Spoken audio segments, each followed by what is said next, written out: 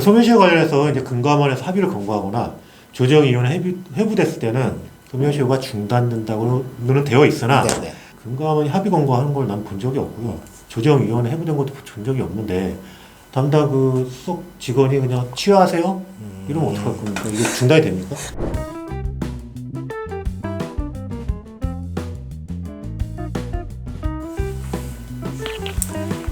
예, 안녕하십니까. 바로닷컴의 부부손해 사정사입니다. 네, 바로닷컴의 이정우입니다.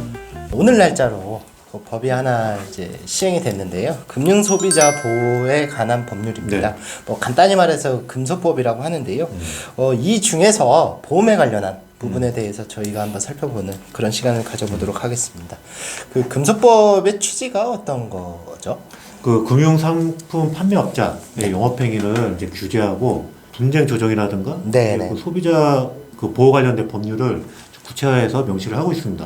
그래서 소관처에서 그 소비자 보호에 관한 정책을 좀 일관되게 추진하기 위한 목적으로 제정된 것입니다. 그러니까 이제 금융상품 판매업자가 뭐 보험회사, 은행, 증권 뭐 네. 이런 데를 말하는 것 같고요. 네. 간단히 말하면 이런 금융 소비자를 보호하기 위해서 네. 제정된 법이다라고 보면 될 것 같은데 그럼 이거 소관부처가 금융위원회가 맞나요? 네, 맞아요. 그러니까 소비자 보호를 위한 게 법인 만큼 금융위원회도 과연 얼마나 이거를 신경을 쓸까?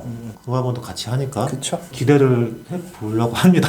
네, 좀 미심쩍긴 네. 하지만 네. 그러니까 일단 뭐 이정훈 선생님이 방금 말씀하신 것처럼 저희가 뭐 증권이나 은행 그쪽은 잘 모르겠지만 네. 보험에 관해서는 과연 금감원이 제대로 된 구실을 하고 네. 있나라는 의문점 저도 갖고 있고요. 네.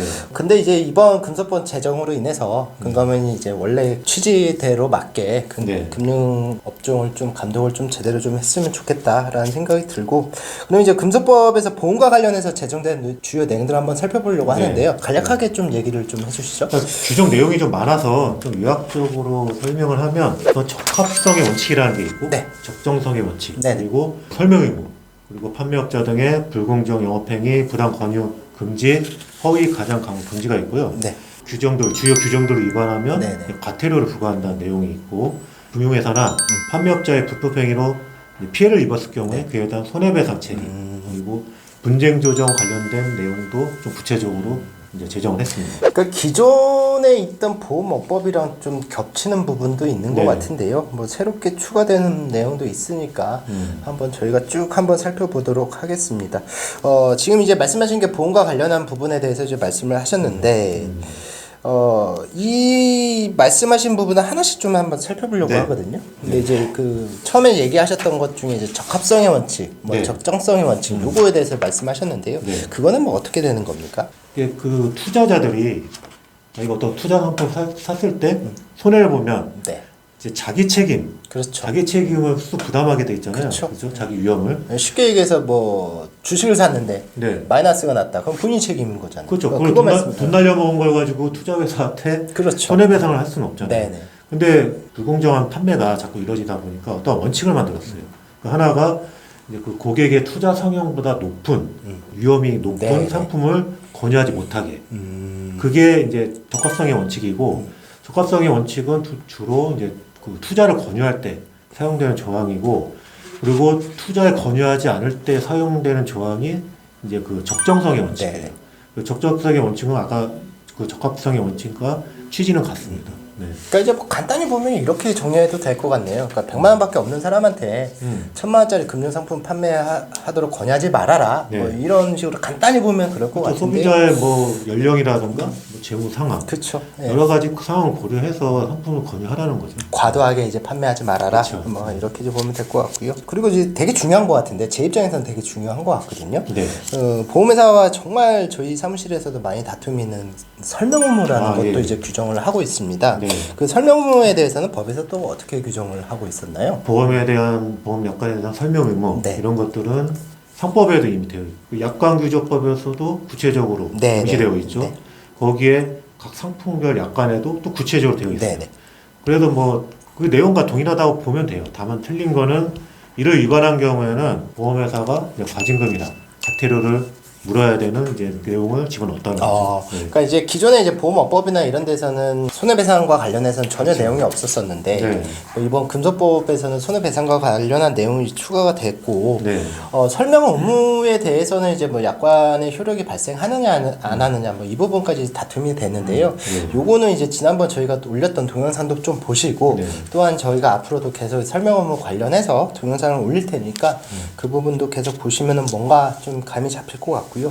그다음에 이제 또 여러 가지 이제 금지 행위를 이제 규정을 하고 있는데 뭐 아까 말씀하신 것처럼 이제 불공정 영업 행위라든지 허위 과장 광고라든지 이런 것도 이제 하고 있는데 제가 봤을 때는 크게 어려운 부분은 아닌 것 같아요. 왜냐면은 불공정이라는 거는 결국에 이제 보험회사가 우월적 지위를 이용해서 보험을 판매하지 말아라 뭐 이런 거 같고 뭐 허위 과장 광고 같은 경우에는 결국엔 과대포장해서 이게 너무 좋은 거다라고 이제 거짓말하면서 쉽게 해서 구라치면서 판매하지 말아라 뭐 이런 거니까 뭐 크게 중요하지는 않을 것 같고요.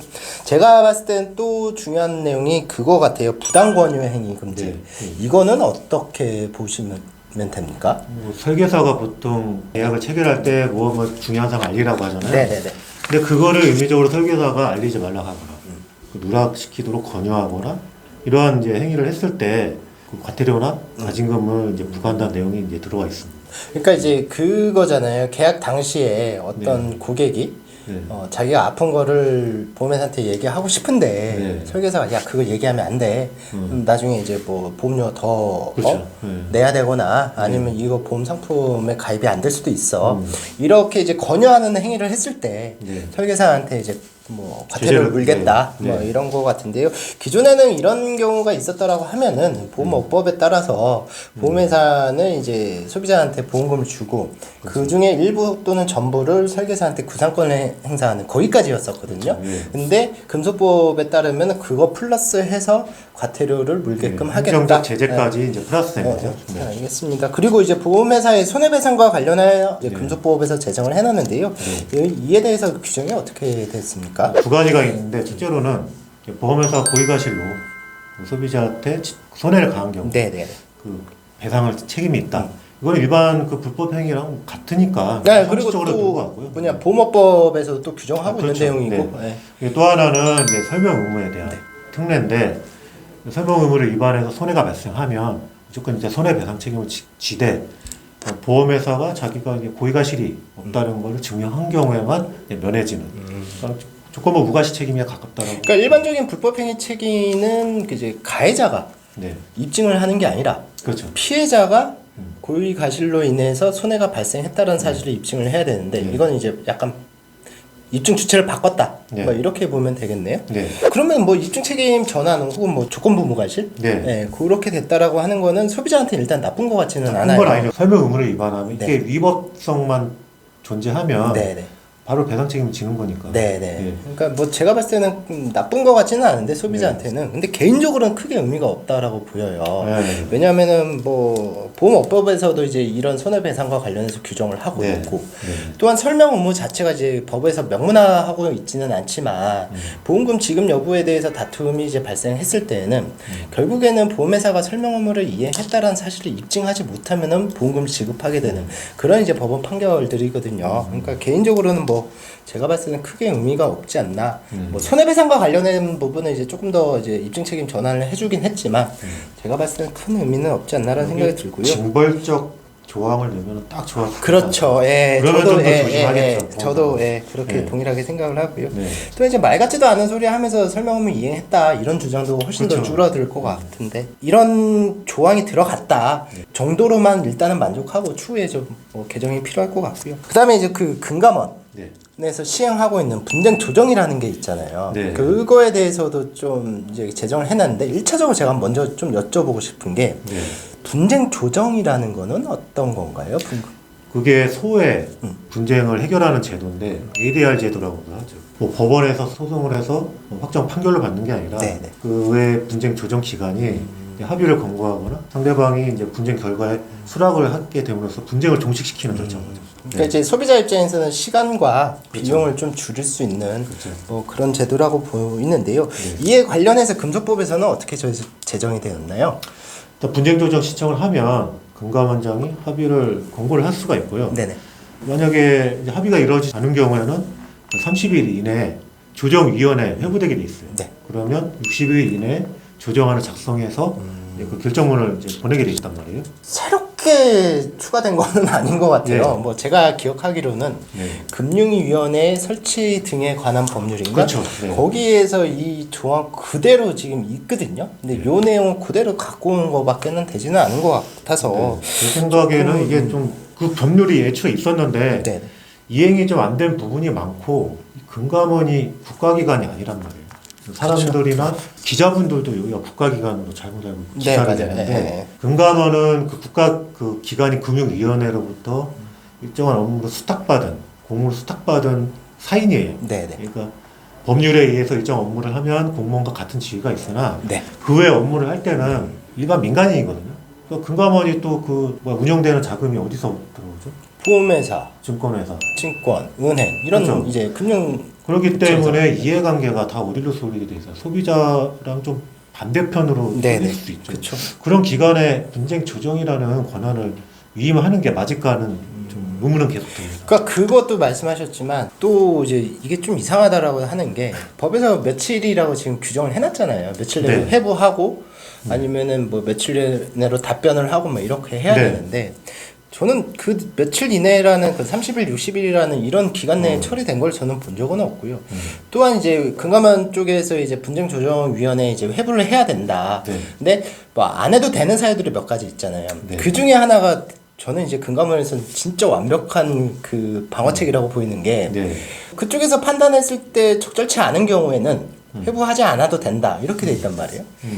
적절하다 아니다는 그거 어떻게 봐야 돼요? 그거는 되게 주관적이고요. 그러니까요. 저도 많이 뭐 옆에서 봤지만 네. 그 금감원에 있는 직원 있잖아요. 네. 수석 직원이 그냥 전화해가지고 이거 그냥 취하하세요. 뭐 보험회사 말이 맞는 것 같아요. 그렇게 취하를 유도를 하거든요. 네. 이게 금감원장이라는 사람이 와서 합의를 권고하는 게 아니잖아요. 그렇죠. 그 조정위원회 회부되는 거는 한 번도 못 받고. 네. 그래서 이게 제대로 이게 운영이 될까 앞으로도 좀 걱정이 많습니다. 분쟁 조정을 하기는 합니다.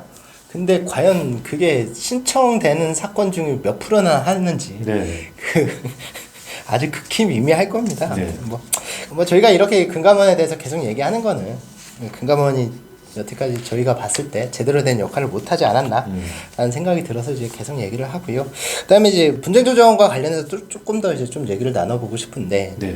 그 소비자가 이제 분쟁 조정을 신청을 했어요. 네. 그러면 이제 보험회사 입장에서는 그걸 받아들이고 이제 분쟁 조정 결과에 따라서 어떻게 할 건지 결정을 좀 하는 게 일반적인 상식일 텐데 네. 이거를 보험회사가 악의적으로 그냥 소송으로 유도를 해가지고 소장을 먼저 내버리는 경우도 있잖아요. 그렇죠. 네. 뭐 이거와 관련해서는 법에서는 뭐 새롭게 제정된 게 있나요? 네, 기존에는 이제 소송 제기하면 금감원의 분쟁 조정 절차가 중단됐단 말이에요. 네. 근데 이거를 이제 반대로 네. 규정을 이제 금소법에 넣었단 말이에요. 그게 뭐냐면 분쟁 조정 신청 전후에 소송이 제기되면 그 소소 법원, 네. 해당 법원에서 재판을 소송을 중지를 할 수가 있어요.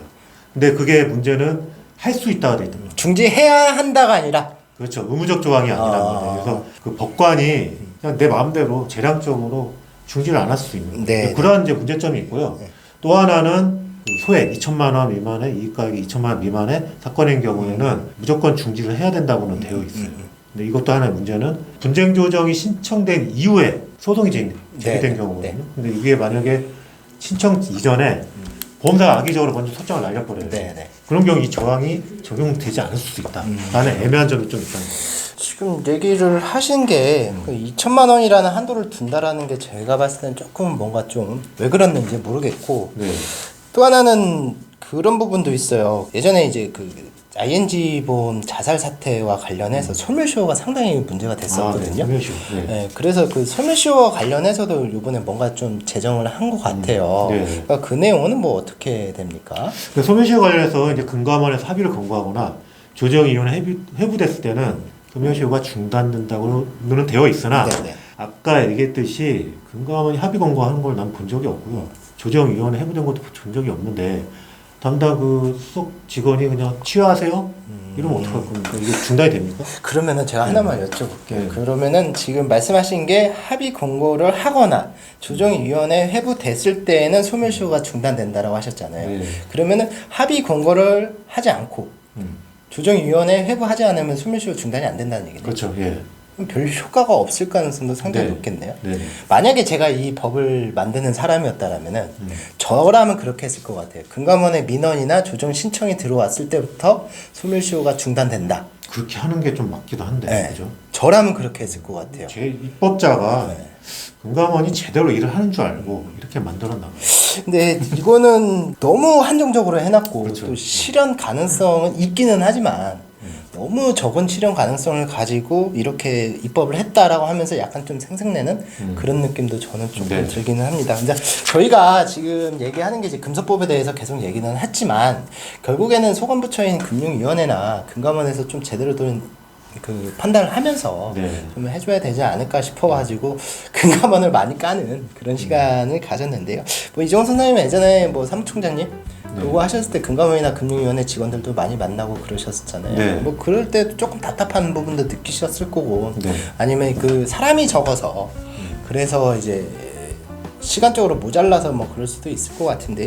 차라리 사람을 더 늘려가지고 금융 소비자를 좀 더 보호하는 그런 제도가 마련됐으면 좋겠습니다. 제가 생각하기에도 보험 민원이 그 금융 민원 전체 대부분을 차지하는데 네, 50% 이상으로 하죠. 그거에 비해서 그거를 처리하는 인력이 매우 부족하다는 네. 느낌을 항상 했었습니다.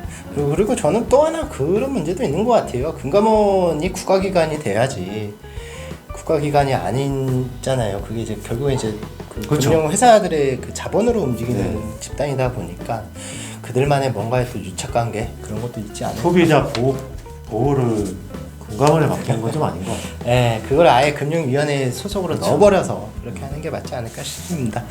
구독, 좋아요. 알림 설정 부탁드립니다. 부탁드립니다. 또한 근로서 보험과 관련된 내용을 더 보고 싶으시다면 화면에 나오는 방법대로 저희 블로그를 방문하셔서 보시면 될 것 같고요. 상담을 원하시는 분들은 카카오톡 오픈 채팅을 통해서 상담 요청하시면 됩니다. 저희가 준비한 금융 소비자 보호에 관한 법률의 내용은 여기까지였고요. 뭐 동영상 보신 분들 도움이 되셨으면 좋겠습니다. 예, 수고하셨습니다.